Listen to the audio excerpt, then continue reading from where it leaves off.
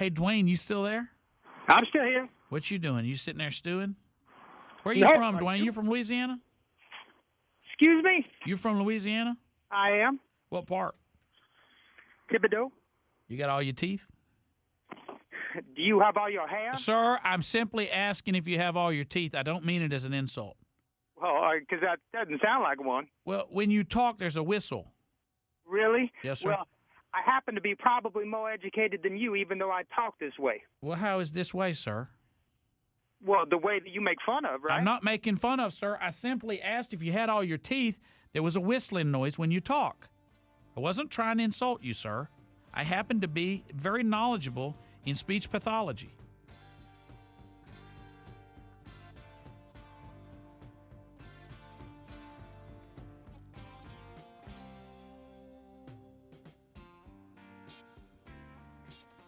All right, let's go back to Dwayne. He's from a little town in Louisiana, and I found out what's wrong. He doesn't have all his teeth. His mouth's rotten, so that's what's accounting for that whistling noise.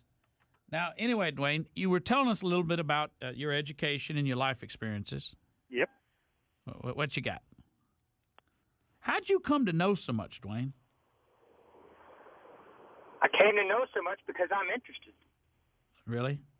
Yep. Kind of a learned man, are you? Well, you could say that. All right. All right. So let me ask you this. So you don't like my opinions because they're divisive or because they're not what you've heard your entire life? I don't like your opinion because you talk as if you have credibility when you don't. Sir, I have a lot of credibility. I'm not allowed to tell you why, sir, but I have I'm going to say some things.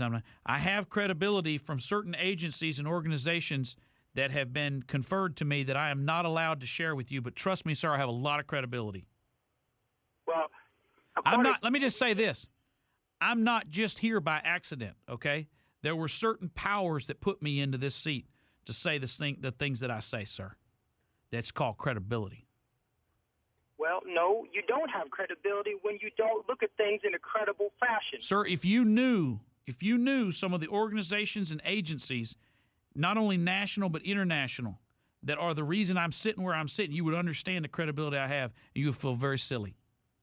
Well, I don't feel very silly because I listen to you, and you don't back your things up with facts. You race bait. Sir, you're saying things you're going to regret. Oh, really? Yep. Well, I don't regret talking the facts. Well, and unfortunately, you do. Sir, you're simply misinformed. You're simply misinformed. It's not your fault. Well, what's misinformed and it's unfortunate is that I grew up in this town, okay? I live here, and I have to listen, and my child has to listen, and your child, most importantly, your black child has to listen to you speak this way and group people together, not looking at the individual that you claim you are. I am incensed because you talk about people in a group and you don't look at the individual. If you wanted to do so much, then get off the radio and you go back to Congress. You go back to what elected office you have to do instead of always picking on other people that are actually doing something. Sir, I'm not picking on other people. I'm sort of the coach of the team. You don't like the two-a-days, but they're getting you ready for the game, sir. Nobody likes it. I understand that. I'm just whipping people into shape. And they're not going to appreciate it, but when you win the game, Dwayne, you'll come back to me at some point in life and you'll say, you know what, Mr. Berry, I apologize.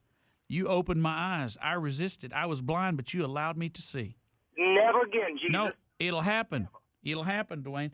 And let me just explain something to you, Dwayne, because you probably don't understand this. There are however many children in this country right now that are black. Their skin color is black, whether they were born in the 3rd Ward or Baton Rouge or Portland or San Antonio or Ethiopia.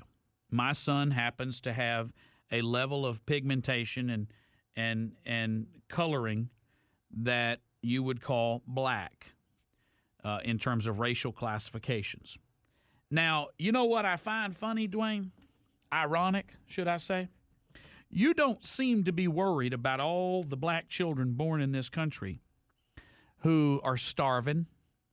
You don't worry about all the ones that are watching their moms turn tricks in the living room while the men come cycling through. You don't worry about all the fathers who are in prison and not raising their children. No, that doesn't bother you at all. I chap your ass because I have the audacity to believe that a child can be raised to have faith and respect and ambition, that a child can be raised to love himself and others, even though he's black. It chaps your ass that there is a young black child in this country who is growing up not worried about his skin color and believing he can do anything in the world he wants to. And it chaps your ass that it's a white man telling him that. And that makes you mad. That gets under your skin. There's a lot of you out there that bothers. You know why? Because there are a lot of black men not raising their own black children. And here's this white man to have the audacity to believe that he can raise a black child. Hate? Hate? My child is by far the most loved child in America. And he would be, if I didn't stop myself, the most spoiled child in America. But we do use discipline because discipline is part of becoming a man. And that's what a father and a mother do for a child. But won't you do this, Dwayne?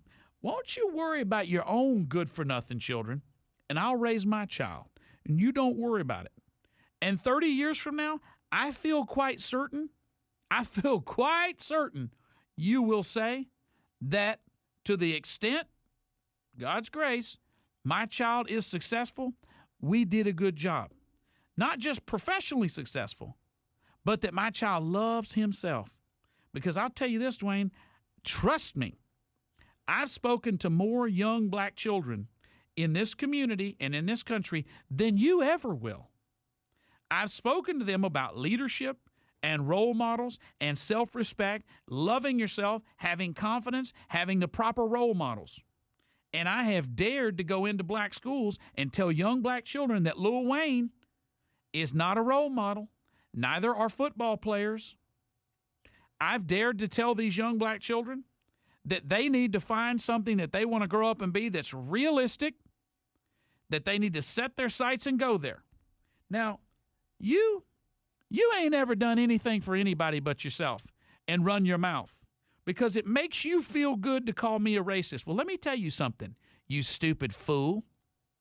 All over this country, young black children are being born into poverty, into ignorance, into crime, into drugs and violence all over this country, and you really don't care. I'm certain of that. You really don't care. And I'll guarantee you this, I do more for those children that you'll never know about than you would ever hope to, much less accomplish. You two-bit race baiter. What bothers you is that my very actions indict you. They make you feel silly and they make you feel cheap. You would be more comfortable if I would stay on my side of town. You would be more comfortable if I pitied you, but I refuse. Instead, I despise you and people like you who walk around race baiting and race hating because everybody in your life who you've ever mouthed off to, who was white, was scared of you because you're black. And I'm not. I'm not, because you're not very smart. You're not very accomplished. You don't have good values. You don't like yourself, and therefore you can't ever like me. But I'll tell you this.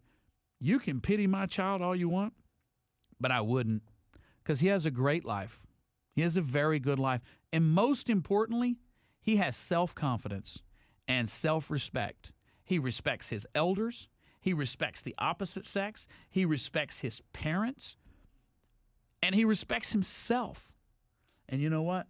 I don't think you do. I think you walk around with a chip on your shoulder. I think a lot of people getting out of your way and making nice with you and telling you you're a real nice person when they don't really believe it. But I don't think that. I don't think that because I can hear the hate in your voice. What you think about that, Dwayne? Only when How's that stick in your craw? Well, I was a nice soliloquy, but who's sounding insecure now? You're talking about, you're trying to prove to me that you love your child and your child's raised right? No, I don't need to prove anything to you. Well, exactly. So you shouldn't spend 10 minutes talking about it. My point to you. You know why I do that, Dwayne? Because I must admit, find it quite comical that somebody like you is going to call up and lecture me on parenting.